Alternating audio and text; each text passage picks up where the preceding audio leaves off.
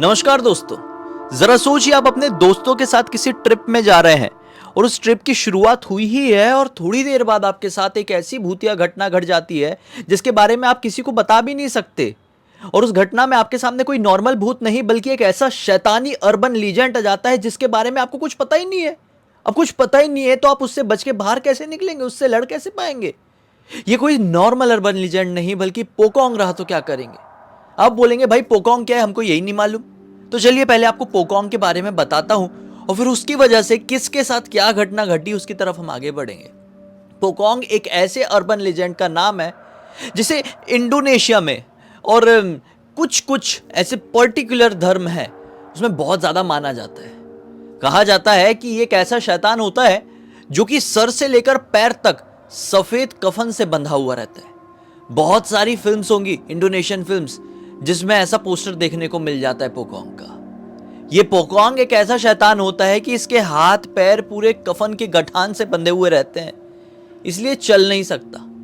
ये कूद कूद कर आगे बढ़ता है। इसका उत्पत्ति कैसे होती है? माना जाता है कि जब किसी भी इंसान की मृत्यु होती है, वो मृत्यु अकाल मृत्यु रहे, किसी दुर्घटना की वजह से कोई मर जाए, आसान शब्दों में कहूं तो, और उस मृत व्यक्ति को कफन में लपेटा जाए ऐसा गठान बांध के, और उसे कॉफिन को एक कब्रिस्तान तक ले जाया जाए और उसके मृत शरीर को वैसे के वैसे ही दफना दिया जाए। मतलब बिना गठान को खोले हुए, उसके कफन में जो गठान बंधी हुई है उस गठान को बिना खोले हुए उसको दफना दिया जाए, तो वो मृत व्यक्ति पोकोंग बन जाता है। क्योंकि एक तो उसकी अकाल मृत्यु हुई थी, मतलब उसका समय नहीं आया था, फिर भी किसी दुर्घटना की वजह से वो मर गया है। और ऊपर से वो जो गठान खोलने की बहुत बड़ी रिचुअल होती है बहुत सारे धर्मों में, वो गठान नहीं खोली गई तो 100% वो शैतान बनेगा और पोकोंग बनेगा। जैसा कि मैंने बोला, इंडोनेशिया में बहुत ज्यादा इसको माना जाता है और ना जाने कितनी सारी साइटिंग्स हुई हैं। और केवल वहां पे नहीं, यहाँ पे भी कई बार हुई है। अब यहाँ पर भी कुछ लड़कों के साथ इसी से जुड़ी हुई एक घटना घट गई। ये लोगों के साथ सामने एक्चुअली में क्यों आता है, इसके पीछे कई बार अलग अलग रीजंस होते हैं। इस कहानी के थ्रू आपको फिर समझ में आएगा कि ये एक्चुअली लोगों के पास आता क्यों, इसका रीजन क्या है। तो देखिए, मुंबई में रहते थे 4 पक्के दोस्त।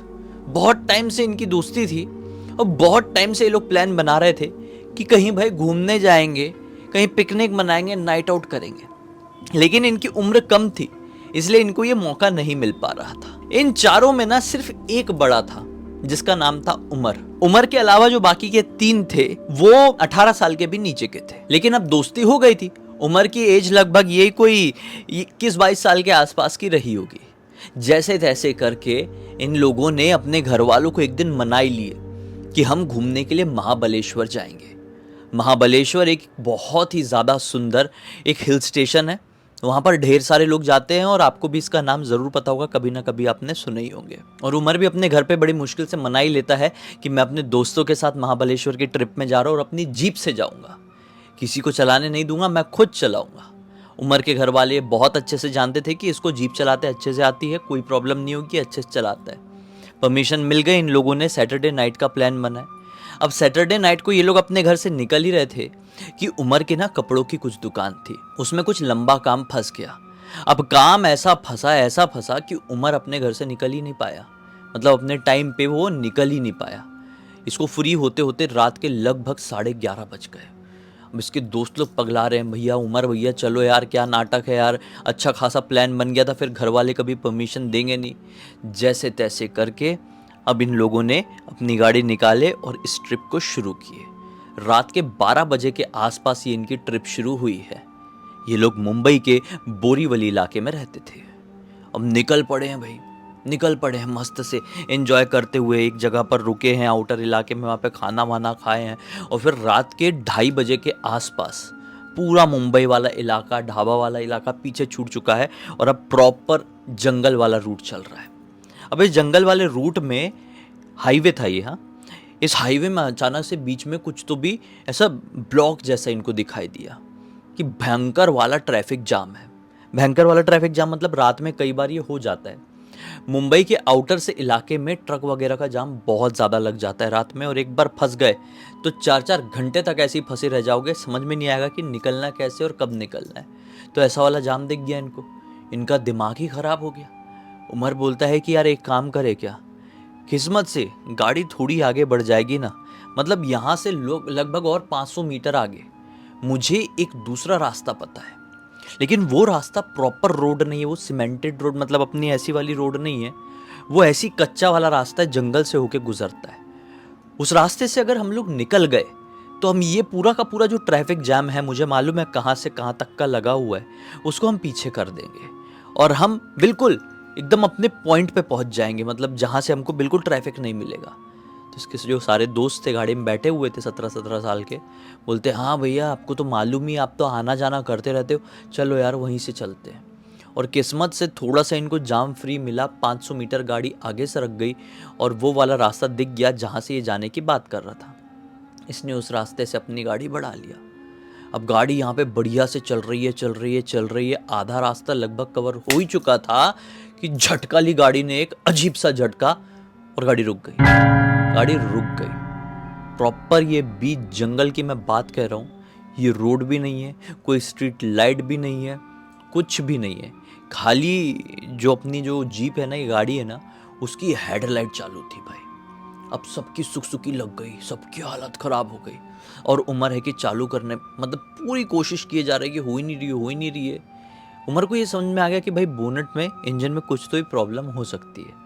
अपने दोस्तों को बोलता है कि देखो ये जगह सही नहीं है, अब क्या करें, हम लोग यहाँ पे फंस गए तो फंस गए, मैं उतर रहा हूँ, बोनट चेक कर रहा हूँ, और सब कुछ ठीक रहेगा तो हम लोग फटफट यहाँ से निकलेंगे, तुम में से कोई गाड़ी से नहीं उतरेगा। ये बोलते हैं हाँ हम लोग नहीं उतरेंगे। ऐसा करके उमर अपनी गाड़ी से उतरा है, हेडलाइट चालू थी, मैं अभी बता रहा हूँ। जैसे ही उसने बोनट खोला और ये पाया कि अंदर पता नहीं क्या वायरिंग का हुआ, क्या नहीं, इतनी गर्म हो चुकी है गाड़ी, इतनी गर्म कि ये हाथ लगाता ना इंजन के किसी भी पार्ट को तो इसका हाथ जल गया रहता। तो इसको अब समझ में आना बंद हो गया कि अब मैं इस चीज़ को ठीक करूँ तो करूँ कैसे, और देखूँ तो देखूँ क्या। वो कुछ करने में ही लगा हुआ है, बोनट खुला है, अंदर जो लड़के बैठे हुए हैं उनको बाहर का नज़ारा दिख नहीं रहा है तीनों को, ये कुछ करने की कोशिश में ही था कि अचानक से इसको ऐसा फील हुआ कि मेरे पीछे कोई तो भी है। अचानक से ऐसा फील हो जाता है ना कि कोई है।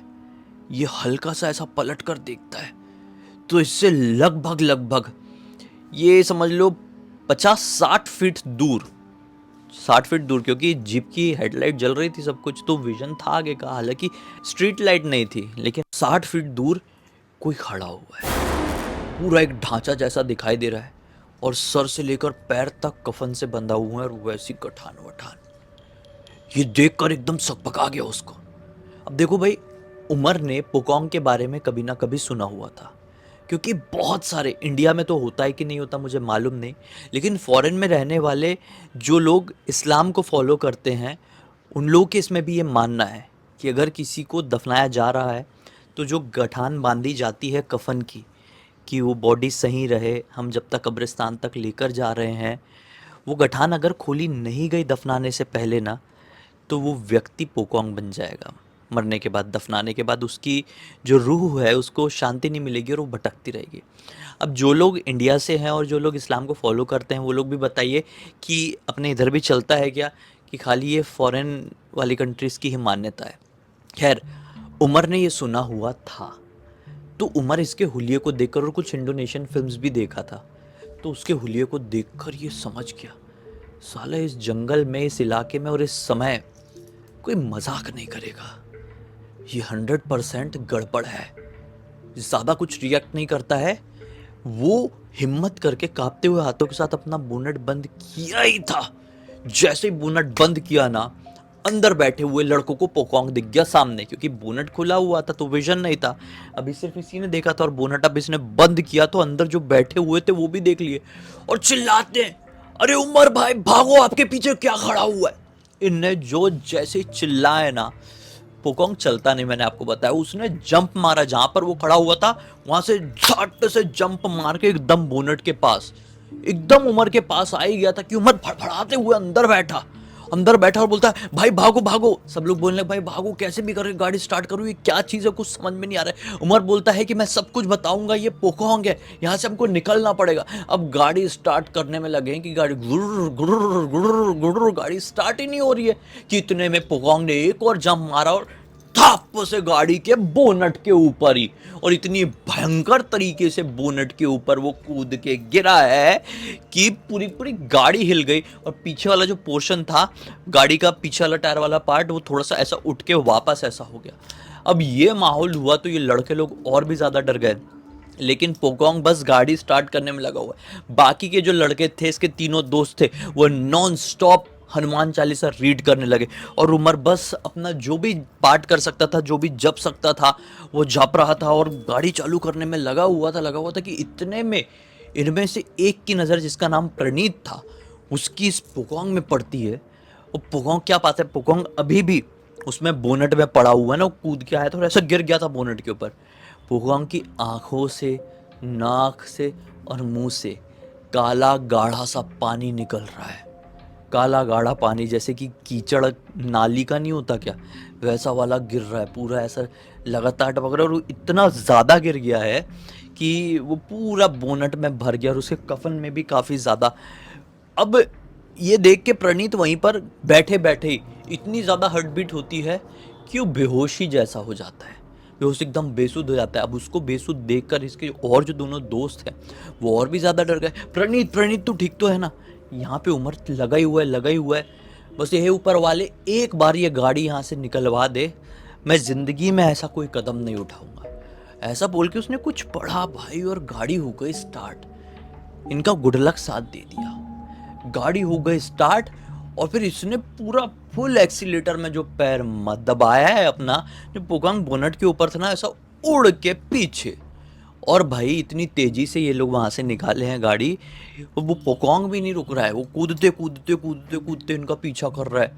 ये पीछे पलट पलट के भी देख रहे हैं लड़के, और वो भी अपने रियर व्यू मिरर से देख रहा है उमर गाड़ी चलाते हुए। काफ़ी देर तक पीछा किया, एक एक उसकी कूद 10-10 फीट की होती थी। लेकिन फिर एक पॉइंट में क्या हुआ, एक एकदम शार्प टर्न आया। Sharp turn in the sense, ये उस जंगली रास्ते को बाहर पीछे छोड़कर बाहर निकले हैं। जैसे ये मेन रोड में लगे हैं, पोकोंग दिखना बंद हो गया। अब इनको दिखाई दे रही है हल्की फुल्की गाड़ियां, जो कुछ आगे भी चल रही थी और थोड़ी पीछे भी चल रही थी। ये वो जो जाम वाला पोर्शन था उसको काफ़ी इस शॉर्टकट की वजह से पीछे छोड़ चुके थे। इन लोगों ने सांस में सांस आई कि चलो भाई अच्छा हुआ, कुछ हुआ नहीं, कुछ सब टेंशन है। लेकिन प्रणीत को होश में लाना है कैसे भी करके। प्रणीत थोड़ा सा तो सेंस में आया अपने, लेकिन प्रॉपर नहीं जाग पा रहा है। वो इतना ज़्यादा डर गया है कि बेहोश जैसा है, ऐसे ऐसे ऐसे सांस ले रहा है। इन लोगों ने सोचा कि अब एक पॉइंट में गाड़ी रोकते हैं और फिर इसके ऊपर प्रॉपर पानी वानी डाल के, इसके हाथ पैर ऐसा घिस विस के इसको उठाने की कोशिश करेंगे। उमर ने साइड में थोड़ी गाड़ी लगाई है, छाप से इनकी गाड़ी, मतलब जो जीप का जो पीछे वाला कांच होता है, वहां पे कुछ इतनी जोर से आके लगा कि पूरी गाड़ी हिल गई। और फिर सबने एक साथ पीछे पलट कर देखे तो क्या पाए कि वही काला काला पानी जो कि पोकोंग के आंखों से, नाक से और मुंह से और कान से निकल रहा था, वही काला वाला कीचड़ वाला नाली वाला पानी उसमें आकर लगा इनकी गाड़ी के पीछे वाले कांच में। बोले भागो, रुकना नहीं है। भागे भागे भागे भागे और सीधे ये एक हॉस्पिटल इनको मिला होगा, कोई तो इलाका लगा होगा वहाँ का, वहाँ पर जाकर रुके। और क्या पता चला कि इनका जो दोस्त था प्रणीत, वो इस दुनिया में नहीं रहा। घबराहट के मारे उसको अटैक पड़ गया और उसने अपना दम तोड़ दिया। वो नहीं संभाल पाया इस डर को। होता है, अगर आप किसी चीज़ से बहुत ज़्यादा डर जाओ, और आजकल के टाइम पे तो ये बहुत ही ज़्यादा हो रहा है, आपकी हार्ट बीट अगर बहुत बढ़ गई ना अचानक से, तो ऐसा कुछ हो जाता है भाई। इसलिए तो जिम करते हुए लोग, ज़्यादा डांस करते हुए लोग, ज़्यादा दौड़ते हुए लोग आजकल नहीं टिक पा रहे हैं। मैंने एक देखा, एक लड़की का वो बंजी जंपिंग करी कि बीच में ही वो पहुंची है और उसको अटैक पड़ गया, वो इतनी ज़्यादा डर गई थी। आज का ही वो वायरल वीडियो है। इस केस में भी ऐसी हुआ था, वो इतना ज़्यादा डर गया कि उसने अपना दम तोड़ दिया।